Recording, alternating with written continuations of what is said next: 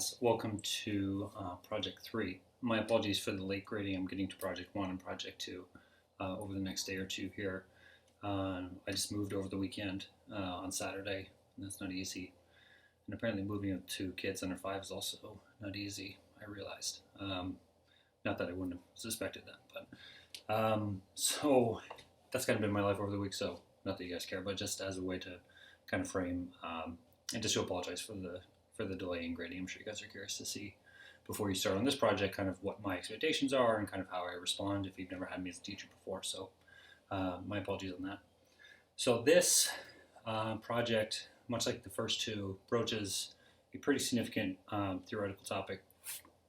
This is one of my favorite topics, and actually something that I published on with a couple of PhD students 4 years ago, something like that. And it was talking specifically about, I don't know if you guys are Minecraft fans at all. I'm not. But these two PhD students were gamers and they were kind of into it. And now their kids play and all that stuff. And one of the things we were looking at were the instruction manuals for how to grief someone, which could be trolling or something like that. But in the context of Minecraft, which is essentially, if you've never played it, like digital Legos, but obviously if you say that, it's more nuanced and complex, I'm sure. Well, it is. And you can kind of make your own world, and you can kind of have even these open spaces, right? So on an online platform, you can have these open spaces where people are kind of hopping in and helping you build, or kind of strategizing. And there's these guides out there, not that this should surprise anyone, but there are guides out there called griefing guides, which is essentially how to grief or troll a user of Minecraft, right? So it tells you how to kind of enter a new world, you build their trust, and you're kind of going through all this, and you start building thing, and then you just destroy their entire world, like hundreds and hundreds of hours of work just destroyed.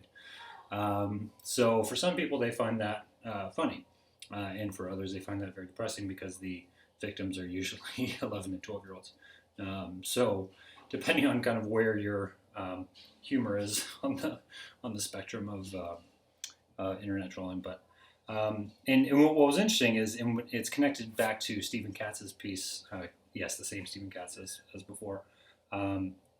Thinking through what is the obligation of a technical writer, or kind of what's the ethical standpoint of a technical writer. So the argument that he makes that we used in that piece is technical writing is never really neutral, right? So so something can be a good memo or good instructions, right? In the memo that Katz analyzes is obviously one that's very dark, but it checks all the boxes of what you would want a memo to be at that time in terms of clarifying. It has very clear language of technical specifications. It has the right amount of sentences per paragraph. So it kind of checks all the boxes of formatting.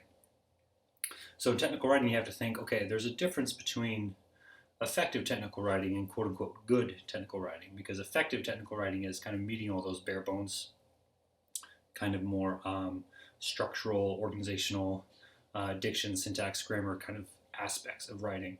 But also above it, and this shouldn't surprise you based on the first 2 weeks, is the ethical context that you're operating in. So as a technical writer, if and when you choose to become a technical writer, you might be a good technical writer and then find yourself at kind of an ethical crossroads where you might be writing a memo for a bank or something like that, and they did something really, I'm thinking of all the technical writers who work for Wells Fargo that were sending out all these documents about all these kind of fake accounts and kind of all this whole thing, and there's a person behind all these letters. So kind of what is the ethical obligation of the author?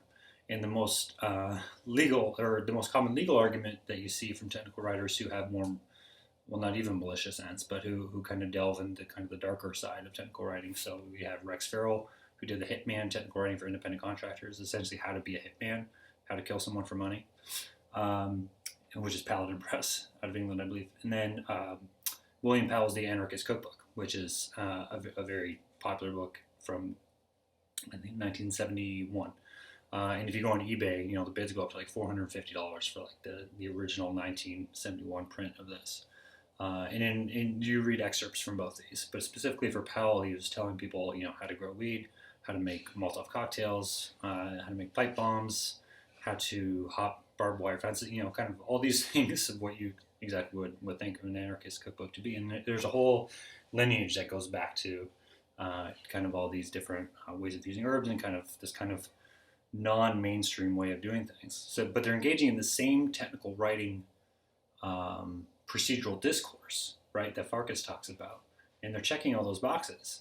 But then you think, okay, but what's their end here? What do you use for a Molotov cocktail? It's usually not to save lives necessarily, right? So you're thinking about what's the ethical standpoint of these and what obligation does the author have in terms of producing it. So the common legal argument, as you'll find out from listening to the podcast, is, well, I didn't do it, right? I just wrote the instructions. And then whatever people choose to do with it is completely up to them.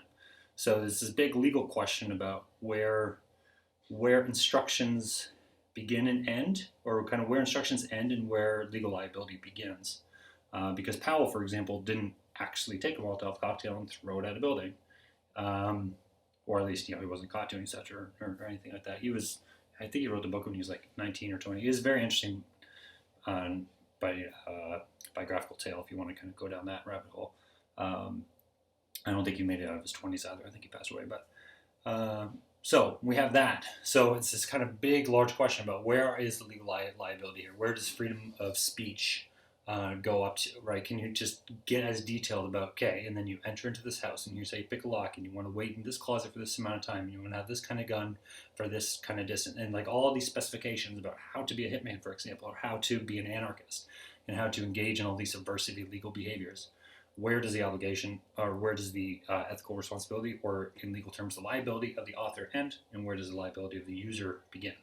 And that gray area is very interesting, and something that I want you guys to think about. That just because technical manuals are good, right, or they have nice paragraphs, and they all start with active verbs, and they have all these aspects of procedural writing, but if the end is towards something that our society deems to be malicious or subversive, because obviously all that is defined within specific cultures and specific time periods, then that's kind of where the rubber meets the road, so to speak. So your task is to write an argumentative essay. I want to know what you guys believe. So I'm throwing at you a bunch of information that should be enough for you to have some sort of, you guys might feel like you're not experts on it, and you don't have to be experts on it, right? You guys aren't necessarily, technical writers that have years of experience or have thought about this for a while. You have 1 week to think about this. So just kind of think about it, listen to the podcast. The podcast really lays out the kind of larger questions at stake here and kind of how it relates to the First Amendment protections and liability and all these things. So I'm just curious to get your opinion on it. So it's an argumentative essay in the most typical sense of the word. You kind of state your argument. You cite from the essays to kind of piece things together, make your argument. So it's pretty typical argumentative essay from that. So it's not really a technical writing document. It's an essay about technical writing. So it's a bit different shift from the actual manual that you had to compose last week using Farkas. So hope you guys enjoy it. It's really interesting content. Hope you guys feel the same. The podcast is something you can just put on in your headphones and kind of walk around or do something. It's really thought provoking. There are a variety of different other podcast episodes about this specific case. About the Hitman book and other cases as well. So, curious to know your thoughts. Again, sorry for the delay in the video and for the delay in grading. I'll get to it as soon as possible.